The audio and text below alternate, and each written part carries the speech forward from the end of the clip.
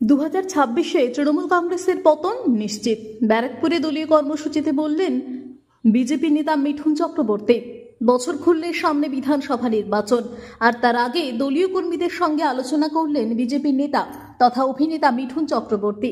সঙ্গে ছিলেন ব্যারাকপুর লোকসভা কেন্দ্রের প্রাক্তন সাংসদ অর্জুন সিং, বিজেপি ব্যারাকপুর সাংগঠনিক জেলা সভাপতি মনোজ বন্দ্যোপাধ্যায়, বিজেপি মহিলা মোর্চা সভানেত্রী ফাল্গুনী পাত্র সহ অন্যান্য বিজেপি নেতা এবং কর্মীরা।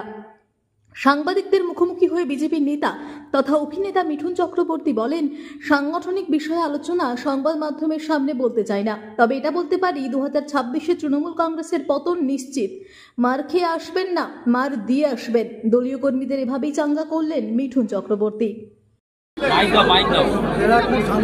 দলীয় কর্মীদের কি বার্তা দিলাম, এটা সাংগঠনিক বার্তা, এটা আমি বলতে পারবো।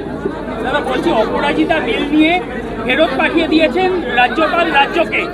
এটা নিয়ে তৃণমূলের তরফ থেকে বলা হচ্ছে যে তৃণমূল মহিলা বিদ্বেষী, যে বিজেপি মহিলা বিদ্বেষী, যে কারণে রাজ্যপাল এবং কেন্দ্রীয় সরকার এই বিল ফেরত পাঠাচ্ছে। দেখুন, এই ব্যাপারে এটা খুব কানুনি ব্যাপার।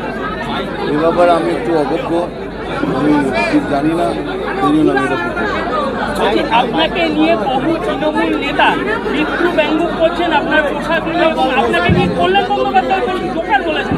যা ইচ্ছে, যাকে যা ইচ্ছে বলতে দিন, আমি আমার কাজ করি। রাজ্যের মুখ্যমন্ত্রী বলছেন কোনোভাবে ভোটারকে ভাবতে দেবো না, হুঙ্কার দিচ্ছে।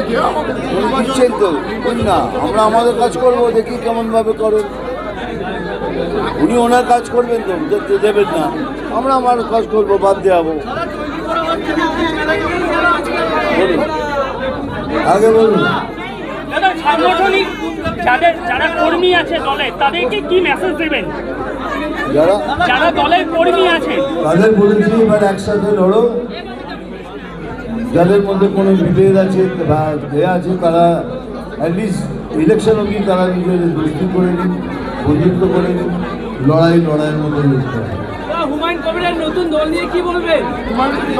সেটা স্যার উনি বলতে পারবেন নতুন দল নিয়ে, আমি তো সেই দলের কেউ নই।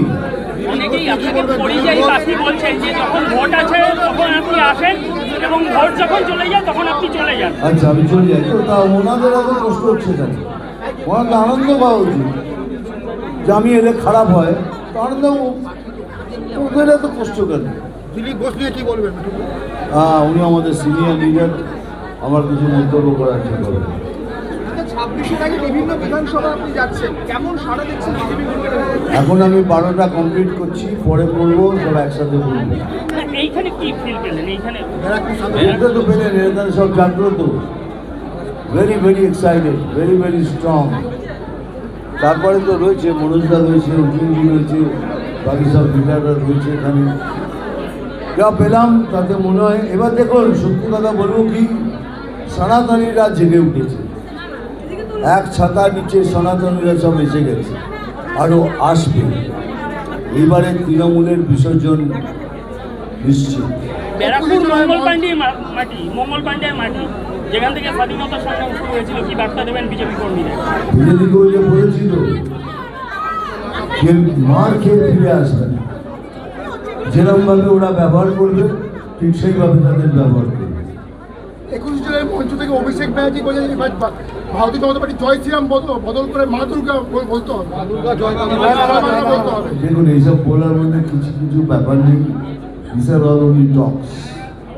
আমাদের কাজ করতে দিন, যার কাজ করছে করতে দিন। হয়ে গেছে। Thank you.